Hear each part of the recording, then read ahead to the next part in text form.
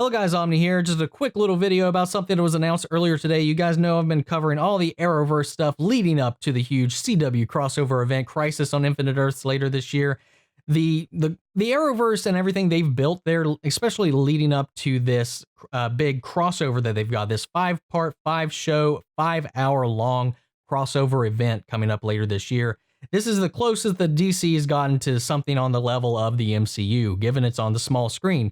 And this is the closest, I think, in live action that DC has gotten to actually kind of replicating the feeling of the comics themselves. Even though the variations on the characters is much different than their versions in the comics, but the closest it feels to the tone of the interconnectivity of the DC universe and how it works in the comics and how it flows. And I really like how they've executed all of that. With Arrow coming to the end, they've also been announcing that after Crisis on Infinite Earths, they're looking at other DC properties and creating, branching out into some other shows. Some of which we haven't had named yet. There's been the announcement of the Green Arrow and the Canaries, which is the follow-up series from Arrow, following his daughter, Stephen Amell, Oliver Queen's daughter, as the new Green Arrow. But we got a new show that was announced earlier today that will be carrying on, called Superman and Lois, taking the versions of the characters from Supergirl from the current Arrowverse, played by Tyler Hoechlin, his Superman, and Lois Lane, played by Elizabeth Tulloch, will be jumping into their own show, separate from these other DC properties that the CW has been playing with.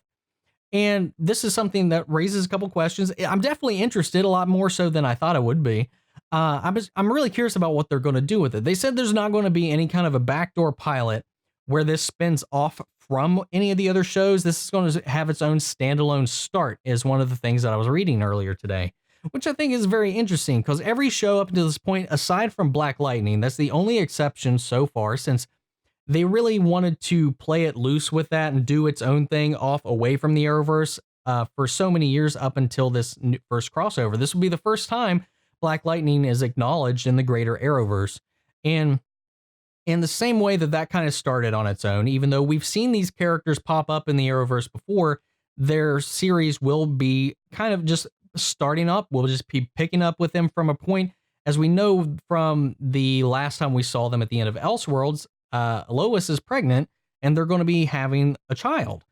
The premise of the show is, at least as they say in the article that I read, would basically be focusing about the complexities of being working class parents, or being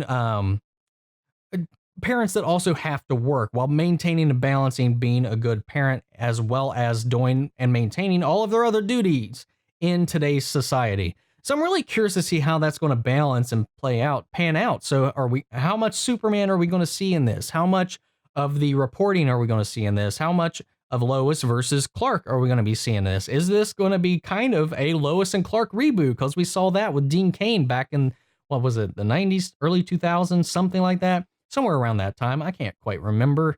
I've only seen a few episodes of that, but it definitely kind of feels like that. I'm really curious to see how they go about that, especially being super parents. And then how they balance that too, with there being Supergirl, we know, is continuing after Crisis on Infinite Earths. So I'm really interested to see what the state of the Arrowverse is really going to be after this point, after Crisis on Infinite Earths, because one of the theories too is that this is going to merge all of the realities onto a single Earth, so that all the shows are living on the same universe rather than being separated by these invisible barriers. Some other theories are floating around out there, so I'm really curious to see how this will all end up playing out once Crisis has been in effect. But that aside, we at least know that they will exist in the same continuity as Supergirl, the current show, which is ongoing at this time. With the way Elseworlds played it off before Clark and Lois took off to go back to Argo to have their child, he did make it a very valid point that, arguably a valid point, that with Supergirl and Kara, and just as powerful as she is now, that the world doesn't really need a Superman. He's going to take a step back and he's going to, raise his family and just go be a father and be a husband with Lois and start their family and whatnot. So it really makes me beg the question of how much of a balance between the super and the man that the show is going to have. Because if he returns from Argo, if this takes place on Earth, which I imagine it would, is he going to still do his normal thing? Is he going to leave everything up to Supergirl? Now, one of my biggest complaints of Supergirl has always been that they've definitely underplayed Superman in a lot of different ways. Some just very much so. And honestly, I've just kind of got my own personal beef with two specific writers that have been working on Supergirl up to this point. Because really, anytime they can, they definitely like to dog and underpower and just really kind of, in my opinion, disrespect Superman. That aside, I really hope we see a show that really allows Tyler Hoechlin and his Superman to shine, where he can stand and we can see all the great things that he does, along with Kara. I mean, they're equals. They should be just as represented as the same way, but I feel like the way he's been handling Supergirl has kind of been definitely played second fiddle. And of course it is, because it's Supergirl's show. He shouldn't be there to upstate or demean her in any kind of way or make her seem irrelevant. And that's the kind of the way, I think, in the way that they did that in Supergirl, they ended up doing that in reverse to Superman. So them going back and having a show centered around Superman in a world where Supergirl is still active, saving the day, saving everything, given she doesn't really do anything global like he does. So I don't know how they're going to balance that with two mega powerful Kryptonians out there. I know the comics do it that well, them specifically sticking to their cities primarily, but their jurisdiction is kind of global. So I don't really know how they're going to balance that between all of that. Now, this won't happen. They could go the comic route and Kara dies in Crisis like she does in the comic books, but with this being in the middle of the current season with a confirmed order for 22 episodes, I don't think we're going to do that, and I don't think they're going to not have Kara in the last half of the full season of Supergirl. So I'm really interested to see how this all plays out in the long run. Either way, I'm really excited to it because I think Tyler Hoechlin really does a great job at bringing to life a Christopher Reeves-esque kind of Superman.